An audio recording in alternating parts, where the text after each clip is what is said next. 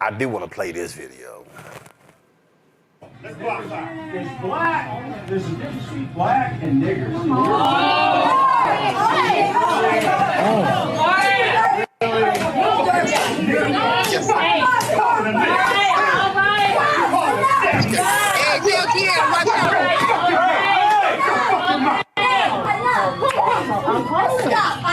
Oh shit. Sir, please, I'm gonna have to ask you. Shut your goddamn mouth! No. Come out your mouth again! Shut your goddamn mouth, bro! Come on. Watch your goddamn mouth!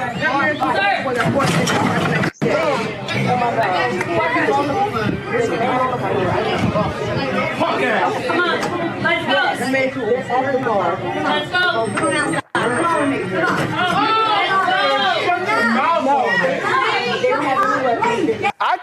I think that brother's form was quite impeccable.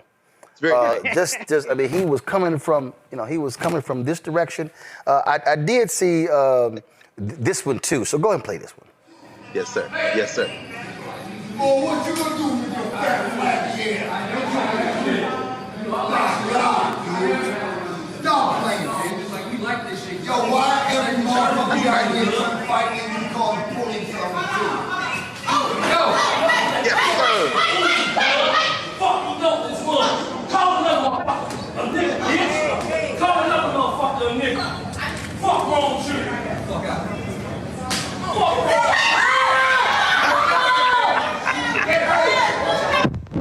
Yes, sir. Yes, sir. Okay, so I'm just gonna help somebody out here. Yeah. If you call somebody black the N-word, and I just want y'all to study what happens in this video. First, he's calmly unbuttoning his shirt. Yes, sir. 2, he methodically removes his eyeglasses. You'll see, matter of fact, I want you to go back right here. First, he does this here. He strokes his chin first. No, come on. He does this. What this means is, should I smack his ass, or should I let him go ahead and just walk?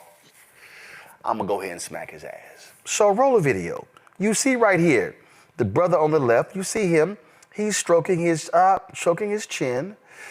You know what? Let me unbutton my shirt. And I'm just, because he ain't ripped the buttons off because he ain't trying to mess up his shirt. Okay, methodically took his glasses off, put it in his pocket, and smacked. So here's the deal. If you're going to call a black person the N-word, my advice, you don't turn your back to them. Right. I'm just saying, you don't turn your back to them, because it's not necessarily going to end well when you do that. I'm just saying. So I think a lot of people make that mistake, and so I think you're gonna see a whole lot of that happening, and the end result probably gonna look like this. Stab me in my face and tell me you're sorry, nigga. Tell me you're sorry, nigga. What's you sorry for, nigga? What's you sorry for? Why, nigga? Why are you sorry for that shit, nigga? It's disrespectful as fuck, nigga. To me and my whole people, nigga. All these niggas right here. All these niggas right here, bro. And you're talking to these niggas crazy, bro. If that shit is crazy for you to say, nigga, you know that shit is not okay, bro. You know that shit. Then why you say that shit? Why you say that shit, nigga? You know that shit is not... You know... Hey, Patrick. You know that shit. So this is all I want to know. Why don't people pull the crazy fool off before he gets punched?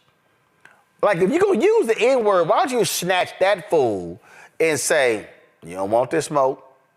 This ain't going to end well for you. So I'm just saying, a lot of y'all out here, y'all can sit here and keep talking trash if y'all want to. Oh, that was pretty cool. So, yeah, I know how Twitter pops up another video. So Dr. Carr and Lamont came up on Urban View Mornings, and so they popped up next. So look at it. Just wanted to go ahead and just show you that. So I'm just saying, y'all, it's really Ken Burns of all people. Huh? Who's trying to hold it together, but he can't hold it together. No. That was a quite. You know, it's funny. That is funny that pulled that up. Ken Burns has spent his whole career trying to narrate an American narrative that brings us all together. And I commend him for that. It's fantasy. It's aspirational. And that's what I asked him for yesterday. I was like, man, you've done all this and race is at the center of this. Why? And so he starts talking about that. But let's be clear about this. We know that this isn't a country. It's a state with a lot of different kind of people in it. And yes, I don't think we're going to see it from politicians, the heroism, Lauren, and everybody. I don't think we're going to see the heroism. What we're going to see is that this orange clown and his clown car of people, and Thomas Massey was caught going up the escalator the other day, and they said, Matt Gaetz, and he turned around and said, recess appointment, deal with it. He's the Attorney General. It's going to be dealt with, Tom. The problem is that, you may be walking through DCA on your way back to Kentucky. You might be in Lexington or Frankfurt or Louisville at a basketball game. You might be walking to your car, and you might get dealt with. What is unpredictable, you see, isn't the politicians. They're predictable. The James Carvilles coming out of the cemetery. The Clintons aren't going away. Barack Obama's going to be who he's going to be. And Axelrod and Pluff and all the people that you both, in terms of you, Roland, and you, Lauren, talk about in terms of the camps encircling these folk. They're going to be pretty much the same. What is unpredictable, except when you understand history, is the people.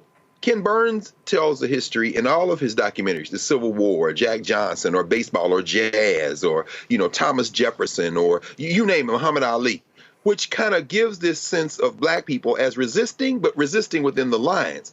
When in fact, the reality is, at the height of the lynching of African people in the South, in the 19-teens, in the 1920s and 30s, what is usually not accounted for and told in these sanitized history is the cascade of ass whippings that were handed out in casual places. We're not talking about Du Bois. We're not talking about Charles Hamilton Houston in the courtroom. We're not talking about Brown versus Board. We're talking about the street corners of places like Columbus and Macon, Georgia.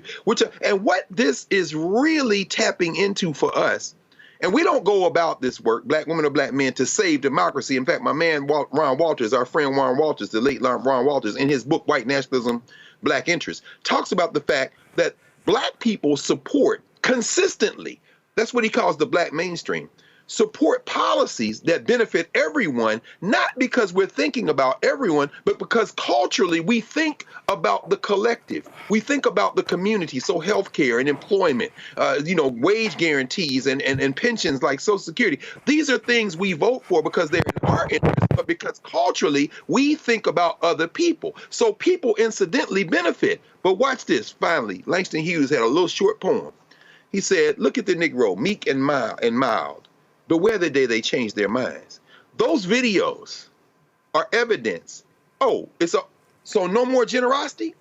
No problem. Say it again. Say it again. I'm not politicized. I'm in Southeast DC with all these guns they dump in from Northern Virginia. Call me the N-word out here. I'm not politicized. I didn't vote. I don't care. But I know one thing.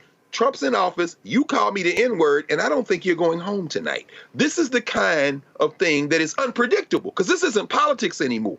This is people who just tired and saying, well, as Claude McKay said, if we must die, let us nobly die. That's why you lay a man on the damn subway tracks touching the third rail, because you had the nerve to say some shit and turn your back.